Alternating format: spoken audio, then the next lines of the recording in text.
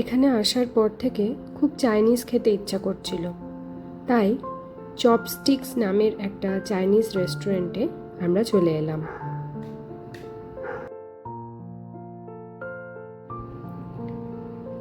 ভেতরে ঢুকেই ডান দিকে কাউন্টারে মেনু কার্ড শো করা ছিল। এখানে সমস্ত কিছু বাফেটে পাওয়া যায়, তো বাফেটের জন্য আমরা 2টো টিকিট কেটে নিলাম।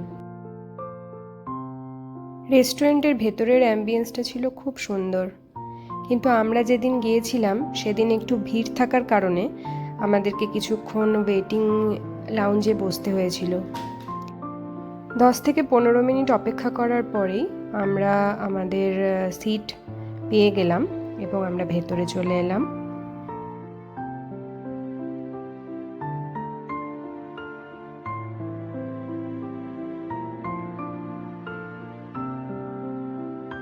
খাবারের ধাপগুলো ছিল এই রকম: প্রথমেই স্ন্যাক্স আইটেম, তারপরে মেন কোর্স অ্যান্ড একদম সবশেষে ডেজার্ট। চলুন আপনাদেরকে খাবারের এরিয়াটা একবার ঘুরে দেখাই। এই রকমভাবে সারি সারি করে এখানে খাবার সাজানো আছে। খাবার মানুষজন নিয়ে সেই ট্রেটা শেষ হয়ে গেলে সেখানে আবার গরম খাবার ফিল আপ করে দেওয়া হয় এবং পরপর যেমন যার যেটা পছন্দ সেই রকম অনুযায়ী মানুষ এখান থেকে খাবার নিজেদের প্লেটে তুলে নেন।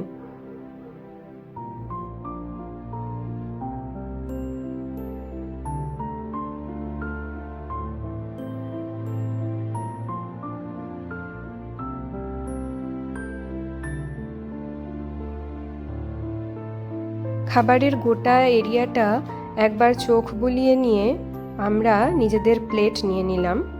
এরপরে একে একে আমাদের যেগুলো পছন্দ সেই স্ন্যাক্সগুলো তুলতে থাকলাম আমাদের প্লেটে।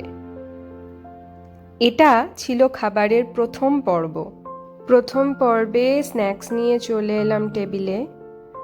আমরা দুজনেই আস্তে আস্তে নিজেদের খাবার খেয়ে খুব আনন্দ পেলাম। খাবারগুলো সত্যি খুব সুন্দর ছিল।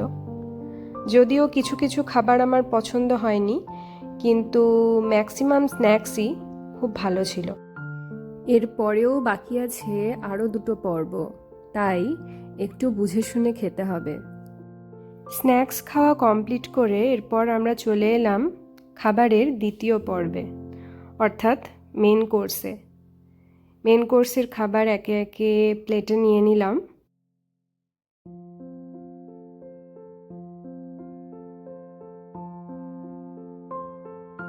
প্রত্যেকটা খাবারই ছিল খুব কালারফুল। খেতে সুস্বাদু হওয়ার সঙ্গে সঙ্গে দেখতেও প্লেটটা খুব সুন্দর লাগছিল।